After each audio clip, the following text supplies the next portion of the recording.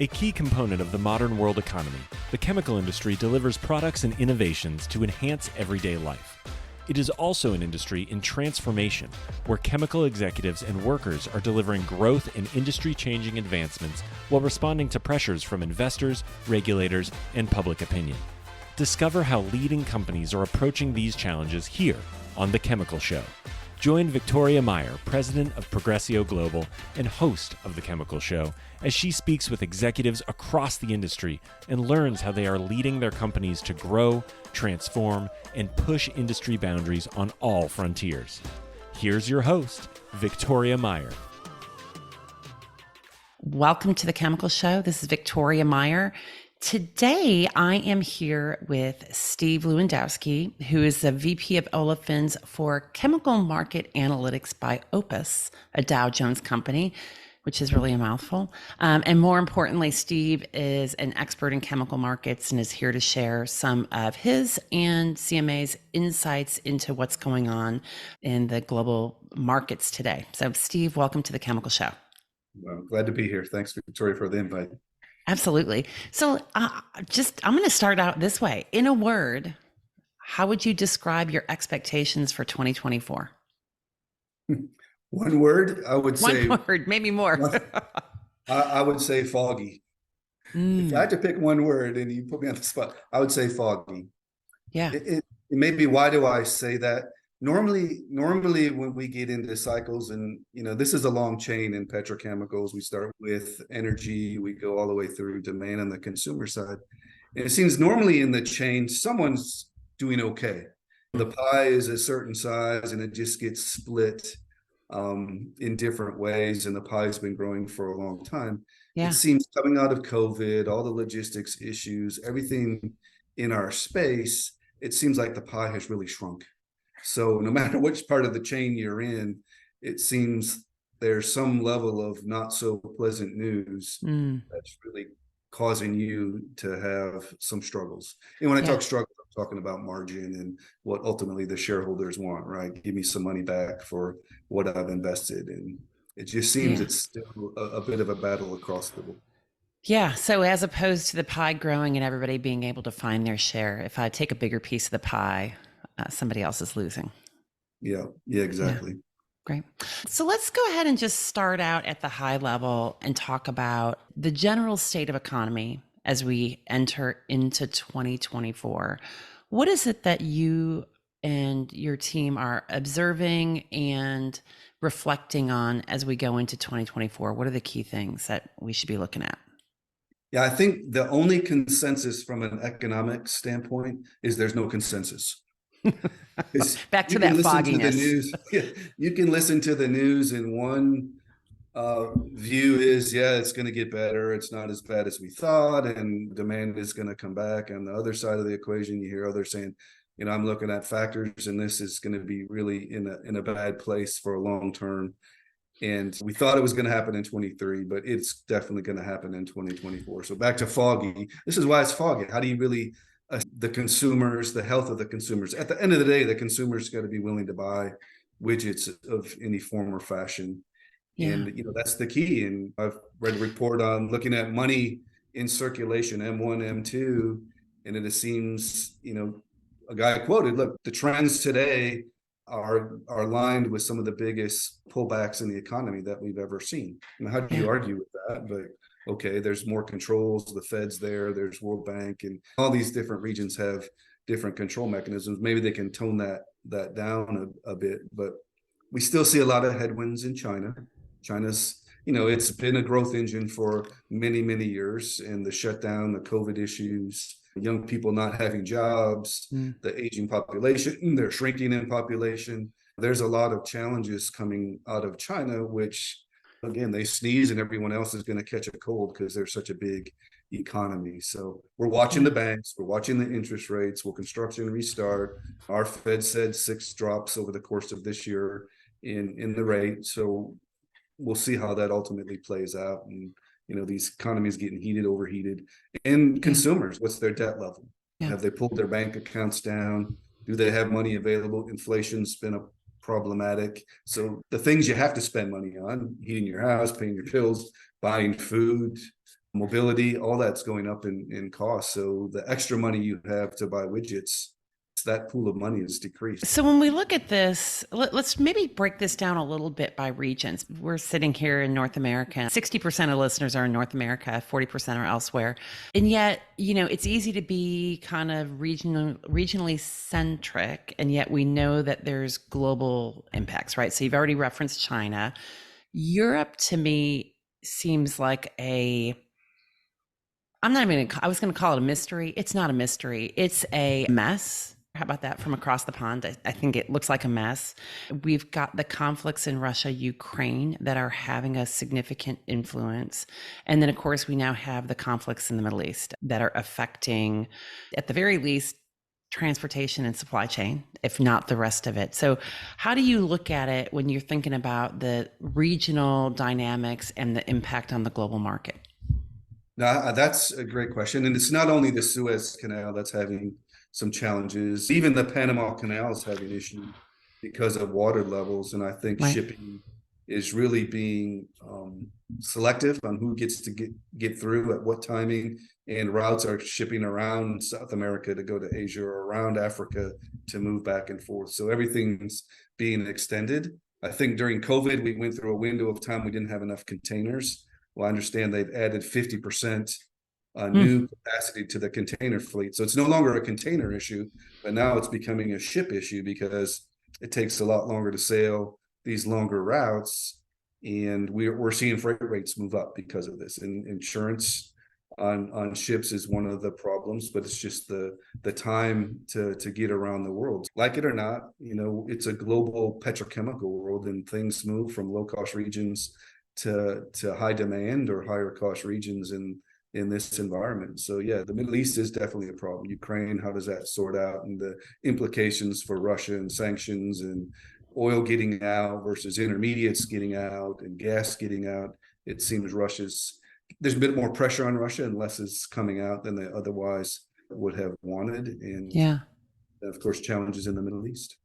Yeah, which of course brings us to energy, right? So the other big driver across the petrochemical markets and global economies is energy, right? So both when we think about traditional energy, oil and gas, and as it ties into the refining markets, et cetera, as well as green energy, which is a continuing growth target. Although again, you look at the news and there's a lot of investment there that has pulled back. What's the state of energy? And how is that influencing chemical markets?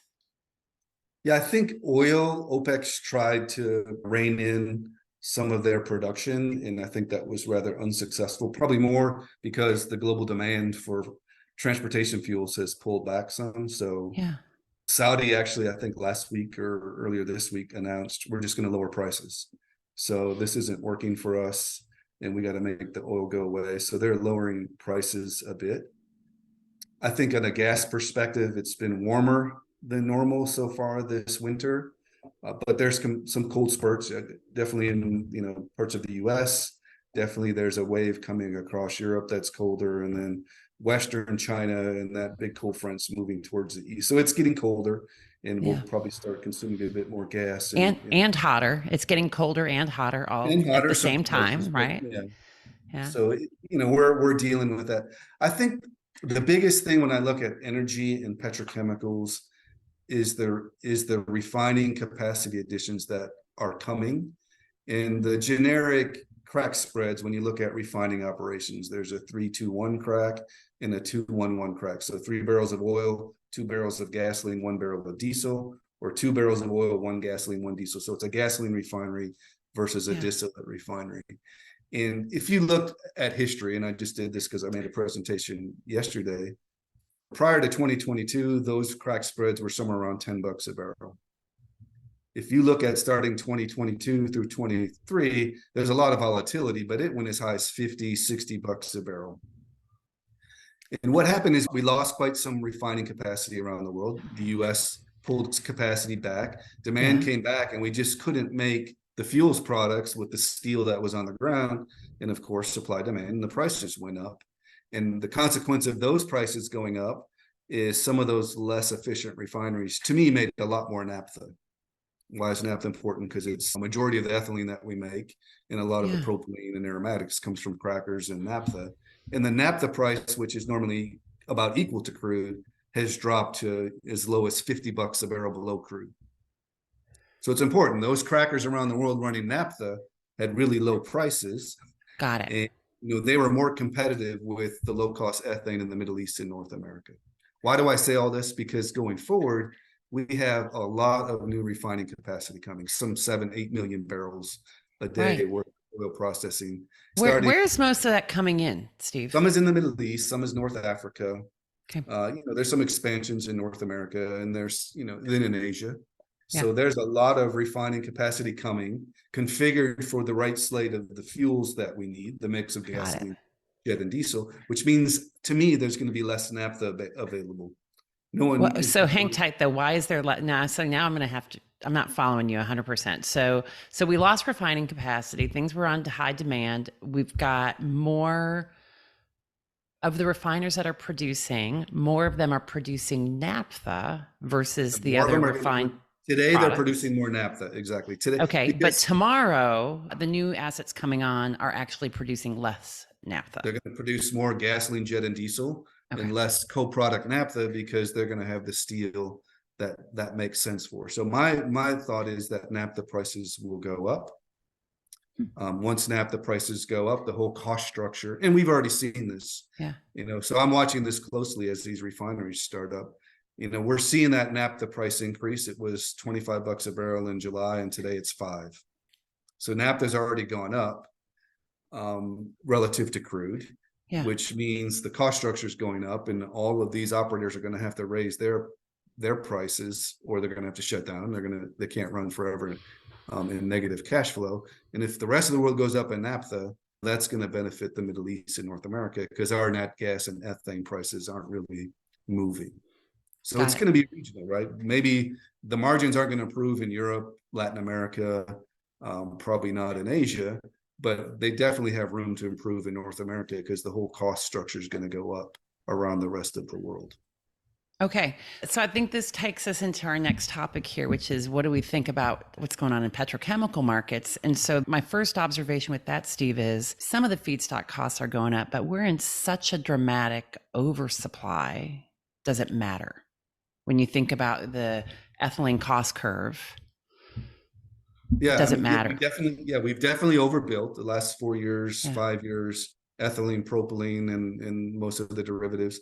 I think the only value chain that really didn't overbuild was chlor-alkali vinyls, and that's because they went through a big overbuild in 2008 through 2015, and they're just kind of absorbing what they built in. Their margins aren't very good either, because construction's off and interest rates are up and government spending's down and no new housing starts. So they're struggling more from a demand perspective. But yeah, the rest of the industry, we've overbuilt. But this is why it becomes important. It's a regional story then. If you have low valued feed, and why did everyone build in the Middle East? Why did everyone build new assets in North America? Because the feedstock is cheap. Yeah. And even in a downturn, I should be the survivor, not someone else. So, that's why I'm pushing this story on naphtha prices going up, because that will benefit operators, especially in this region. All of the steel that we've installed, as long as the logistics are available, we should be able to run to make PE, make glycols. If we have to make some polypropylene as well, we should make that clear. And in which we still require the export markets, right? In order to be effective with this, or can we be really a regionally balanced market? No, all this was invested in North America, no different than the Middle East market, right? We have cost advantage on feeds, and we're going to build to service the rest of the world on ethylene. Propylene's a bit more regional. Maybe it's the Americas that balance more so than using the rest of the world. But ethylene is really global. And we built here because the feed was going to be cheap. Oil and naphtha were going to be higher cost. We would have an advantage, and exports were a majority of the offtake from all those new investments. Yeah, there was supposed to be some domestic growth, which hasn't been the case really since COVID. I quoted the PE demand domestically is about equal to what it was in 2019. So we took a big flat. dip. Yeah, it's been we dipped, and it's been kind of flat. So we've had no growth in the space. Yeah. On that point, those in general have been growing. Very small, not at the rates we've seen before, but we still have growth. It feels bad, and everyone says, well, this is a demand-driven issue. And no, like you noted, it's a supply issue. We do have some growth. Even if growth was at historical levels, we would still have an oversupply. It would just take a little less time to absorb what we've overbuilt. Yeah. So, Steve, I know you work with and talk with a lot of different companies. How are they responding to these markets, right? Because at the end of the day, it's fine for us to know that we're foggy. When we think about petrochemicals in particular, we're in a state of oversupply. Demand is flat, right? So I'm with you. I don't think it's necessarily declining. I think it's flat. I think it's growing and it's ebbing and flowing, let's just say, in different markets at different times. But what are the strategies that you see companies employing to deal with this? Yeah, I think, okay, they always are benchmarking their assets. Are we cost competitive? Europe's really going to have some issues on cost as the carbon tax, the burden for carbon emissions is going to grow. It's not shrinking. So those grandfathered allocations are decreasing, and the price is going to ebb and flow with that. So they're going to have to really assess what's the consequence of this. Does CBAM save me? Is that kind of like a trade barrier that's going to raise import prices? And if it raises import prices, I'm going to raise my price. And maybe it covers the cost of investments or trading that I have to do on the carbon. I probably don't make a lot more money, but at least I can survive because I'm not chewing into my cash flow. I'm just kind of breaking even on that point. So they have one dynamic in that region. I think it really depends on the global footprint of companies. If you're in a lot of different regions, and I've heard Dow say this for years, and rightly so, is we kind of diversified our steel on the ground so that we can pick and choose where to run and not run in these kind of markets, which could imply I was going to say maybe I run harder in North America and less hard in Europe and move the pounds and make it work that way. And there's others that can do the same on a lot of different derivatives. So I think if you're one guy with one plant making, one set of products, it's more difficult for you because if you can't really shut down, you can reduce rates to your minimum. And then the next decision is, okay, if I'm still losing money, I got to shut down and I'm just basically giving up and I'm losing my market share because I'm not making anything. Or do you make commercial arrangements where you buy to cover and keep your market share? And that's always possible. Is that the answer they want to do? I don't know. The consumers will say, well, why am I buying from the other guy anyway through you? So that I think those guys that are more independent are going to have a bit more of a challenge. Yeah. Well, and we're certainly starting to see some deals being made, not in chemicals so much, but certainly as we look at energy. And I have to believe that at some point that's going to trickle down to chemicals to help create some of that diversification in the case of some companies and to reduce some of it in the case of others. No, the oversupply is an issue. We have a pause in builds in most of the stuff the next couple of years. But what we see already under construction is there's another big wave coming by 26, 27. China's building. And I always tell people, they go, why are they building in this oversupplied world? They say, well, A, they're very short, contain ethylene and contain propylene. B, they can install capacity much cheaper than anyone else. And they want people working. So strategically, you're building things, you're making things, and people are working. And it works for them because some of the dynamics that they have in their favor help them along that path. I think the Middle East is kind of in the same boat. There's rumblings about some big projects coming out of there before 2030. So we're not really going to get out of this past wave of overbuild. We got a little bit of a breather, but then boom, it's going to start again. So these companies are going to have to start making decisions. Someone is going to have to idle for a longer period of time, extended turnarounds. Demand isn't going to be the solution in this case. I don't know. The economy would really have to take off in a big way to absorb all this excess. Yeah. And I think like the last big wave of kind of industry-wide shutdowns was probably early 2000s when we saw rationalization. Yep. So we may be seeing that again.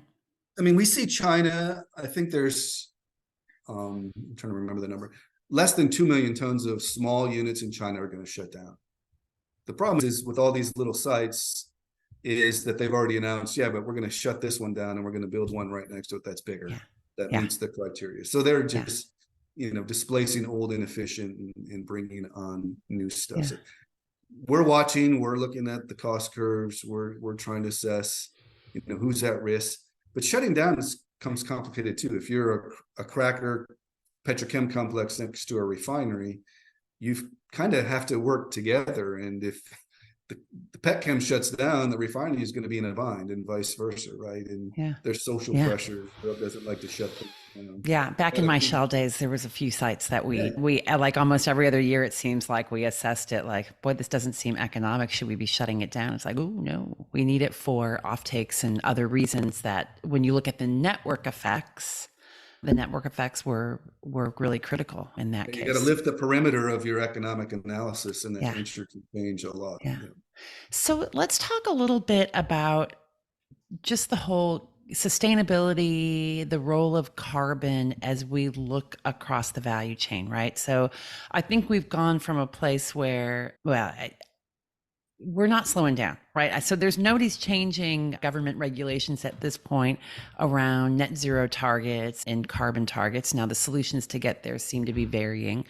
Dow just announced their final investment decision on their net zero ethylene cracker in Fort Saskatchewan. And, I've got to believe everybody's got a strategy of some sort in the works. What are you seeing, and how is this influencing markets today? So I'm kind of pragmatic on this front. I'm not a climate denier, but I'm also a climate realist. And when you look at carbon emissions today in the sources, right, there's power generation, there's mobility, there's industrial uses and residential, commercial. And for greenhouse gas, you have also some emissions just from agriculture. I think the problem is when you look at just electricity today, production on a global basis, it's 60% fossil fuels. Hmm. Just the base electricity today. So we have a growing population, and we want mobility to go to electricity, and we want industry to go to electricity. I mean, I just can't circle that square and make that work, because we're already struggling to backfill the base load of power, let alone the growing appetite for green power. Now, that's not to say there's not clever folks looking to solve this. Solar's out there, I get it. Hydro, I think hydro's it's a function of rivers and rain, and it has an environmental footprint when you put the dams in. So that's maybe not the solution. Is it nuclear? I mean, Dow's also announced their nuclear joint venture on the Gulf Coast. So that's a solution. But being pragmatic, I always say we balance in our business tons, not ideas. So there's a lot of thoughts about doing things, but at the end of the day, until the technology catches up, it's hard. We will adapt once we see that it's realistic, but we won't. When we look at carbon in general, we look at, I always say, 4 pillars. It's about policy, it's about the ultimate price, it's about your process emissions, whether that's the scope 1 from your site, scope 2 from the power you buy, scope 3 is more difficult. And then I look at pathways. What materials can solve similar problems? Plastic versus papers, plastic versus aluminum.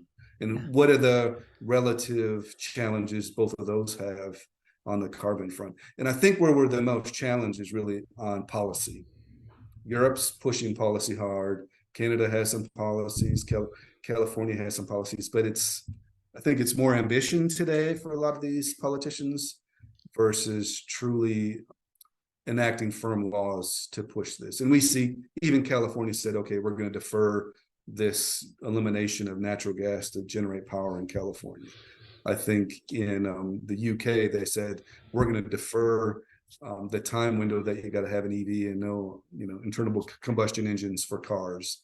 So all the realities coming into play and saying, I can't make this work yet. Someday we will, but today the technology is still evolving, and we gotta find a way. Yeah. So I think one of the challenges that we all see is balancing this pragmatism versus the chatter that comes out of the media and social media, as well as politicians and influencers and regulators.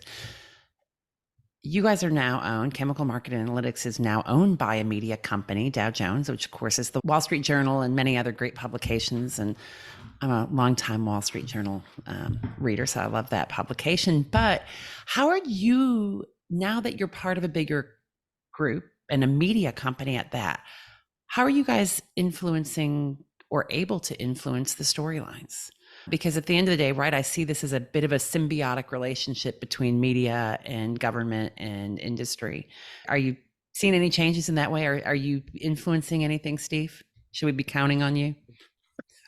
Influencing, I think the Wall Street Journal and Barron's, their goal, and one of the visions of our CEO is they have four main pillars, but one is about honesty and telling the truth in what they put in print or electronic versions of their publications. So part of the reason they acquired us, I think, was to get a better understanding, not from what everyone and all the other chatter, as you say, but really a technical perspective on how this stuff really fits together, and again, being pragmatic. Now, they have some clever journalists. I've spent some time in New York at the News Corp office and sat down and talked to them about different parts of the space. I think at that time we were talking about circularity, but they know biofuels. I mean, these folks really are, with the resources they have, they're pretty smart, and they've figured out things, and they try to write as best from the information they have. So, but our interaction with them is growing for sure. We have some initiatives across the board as we still getting settled on platforms and just getting ingested into the bigger organization. We're just figuring out who do we talk to? How do we talk to? We finally got into a similar platform where we can actually go and find everyone's email address. So we can find people now. That's a win. Right. So that's a big plus. So it's a process. Yeah. But they desire us to give them that guidance and be the technical perspective and understand all the other implications. It's easy just to say, I want zero emissions or net zero. What are the steps to get there? And technology wise, where do we stand? Is it really going to be, is it going to be possible at the pace that some people want? Yeah. So Steve, you started out saying that your word for the year is foggy. My question is, what's our lighthouse that we should be looking for, right? So what are the indicators that you are watching and that we should be watching to help navigate the year? I don't think this fog will lift this year for sure. It's all the economic issues. It's the geopolitics. We have an election coming in the US. How is that going to play out? Everything probably in Washington, D.C. is going to go at a slower pace, if that's even possible. I don't know. Yeah. Just because who knows who the next leader is going to be. Yeah. And maybe it's not going to be even the two front runners as they are calling it today. You never know. So from a U.S. perspective, that's going to have some implications. But we've overbuilt, right? It's just until you get firm announcements of some shutdowns, until you get confidence in the economy and consumers start really buying again at a pace they used to buy, those are really the things to watch for. Or what's the debt level of private citizens? Are their credit cards maxed out and now they're just paying credit card bills and are just going to have to pull back from anything else? I think it's just going to be tough. And our worry is this, small window of time that we don't add capacity is small.